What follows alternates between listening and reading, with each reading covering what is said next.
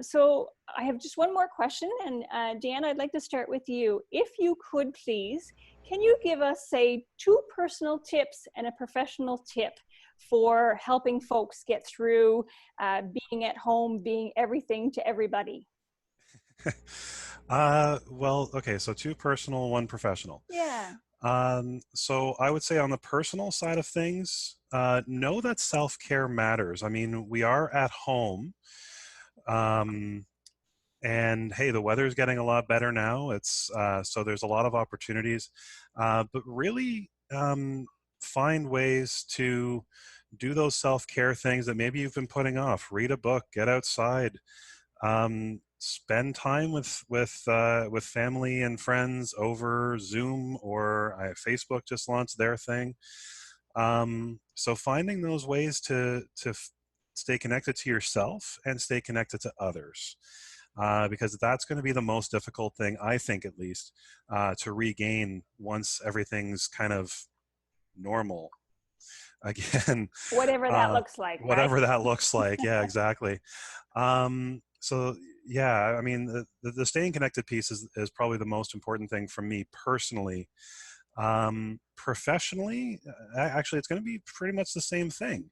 It's really easy when we try to create these kind of barriers between ourselves and our families. Like my wife and kids are downstairs, and so trying to we don't have that drive home um, from work to kind of rebalance things in our head. We have to go from one thing to another rather quickly.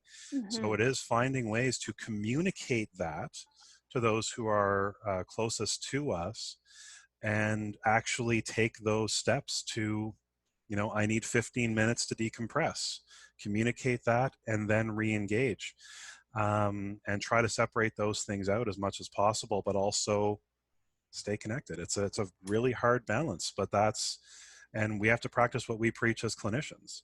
Mm-hmm. It's not easy to just walk downstairs and in less than a minute go from working, let's say with a really tough client, Mm-hmm. getting the note typed up and everything and getting it uploaded and then going straight downstairs. But it's being able to say, for example, to my wife, who thankfully is also a mental health professional, who's more or less continuing her mat leave while we wait for work to be able to start back up again. Um, Being able to say to her, look, I need 10 minutes. Or, you know what? I'm going to do supper because I enjoy that. So if you guys go downstairs or outside or whatever we can do so that I can take that 10 minutes and do what I need, good to go. Perfect. Thanks. So I'm hearing a good piece around it's okay to set some boundaries, and it doesn't matter if it's with your children, your partner, or even yourself, in terms of not getting to work all the time and doing all your work all the time, because it's quite easy to want to do that if the computer is right there. Oh, I'm just going to have a peek. Thanks, Dan. Shannon, how about you? What would you say two personal tips would be and a professional tip? I think the biggest one for me is I've had to learn to be really kind to myself. Hmm. As a mom, I can be really hard on myself. I have a lot of expectations. It's a lot harder when I'm at home all day with them because it's easy for me to kind of be like, oh, I didn't really spend any time with them and I should go do this right now and I haven't done this. So I think the biggest thing for me is like just being like, it's okay. I did what I could do today and that's enough. Um, I think the other piece for me would be asking for help because sometimes I'm kind of A type, so I like to do everything myself, and I like to make sure it's done my way. I really had to, yeah, I really had to ask my husband to kind of, like I need you to do this for me.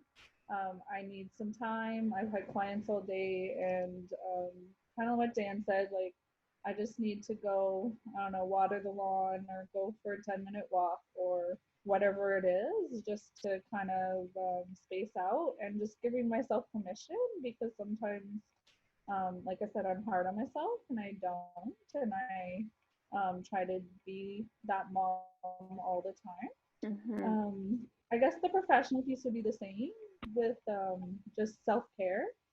If I had a client in my office, that's what I would tell them. Make sure you take time for yourself Mm-hmm. and do some self-care. And so for me, I think the biggest thing for me is, like I said, being kind to myself and not beating myself up when I didn't get to read to my son for nap before nap because I had a client, or I didn't get to see them run through the sprinkler or whatever it is that I missed out on. Being kind to myself about that. Thank you so much.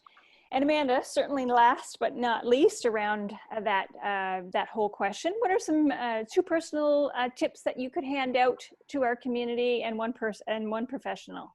So mine kind of all mesh together because I really do think as a professional, I think we kind of just mix into our daily life.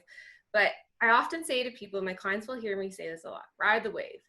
So, allow yourself to be very kind, be gentle. If you have to have that moment where, today I have to slow down and I have to just lay on the couch and veg out and watch a show, or allow yourself that kindness and be gentle and accept that maybe that's what you need for the day. But then ride that wave back up and remind yourself, pull yourself back up, and today I'm going to shower, I'm going to get dressed, and I'm going to maybe go for a walk or spend some time with kids.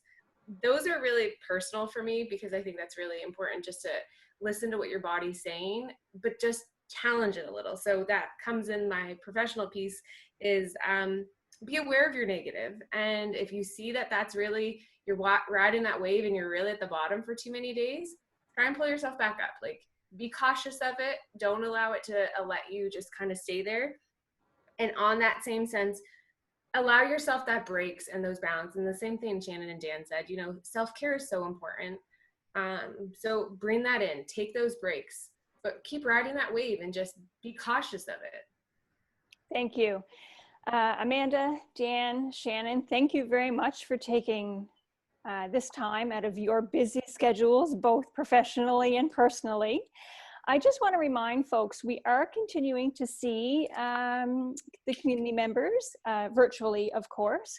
So if any of this information has sparked your interest to learn more, please by all means reach out.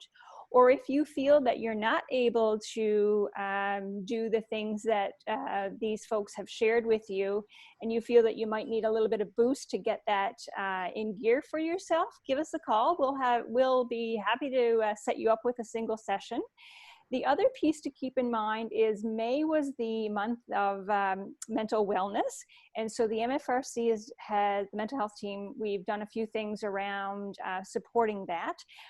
We started a calendar back at the beginning of May for 31 days to challenge yourself to do something different. So if you want to look back on that, you can find that at CAF Connections or the PMFRC Facebook page and connect there. The other piece that really sits well with this discussion is we are following two hashtags for the month of May with regard to mental health wellness, and that's hashtag Get Real and hashtag Kindness. So get real about your feelings, get real about knowing that you cannot be and do everything for everybody without recharging your own batteries, and be kind to yourself. And if you know someone's out there struggling because they're trying to be everything to everybody, then reach out with a little bit of kindness for them. Shannon, Dan, Amanda, thanks for joining me this morning. And folks, if you have any information that you want to know more about, just give us a shout. You can connect with me first at the MFRC at my office, 613-687-2104, extension 224. Or if you are finding email easier, that's ciw.pmfrc@belnet.ca. Take care, everyone. Be kind to one another and to yourselves, and we'll chat soon. Bye for now. Bye, everybody. Bye. Bye.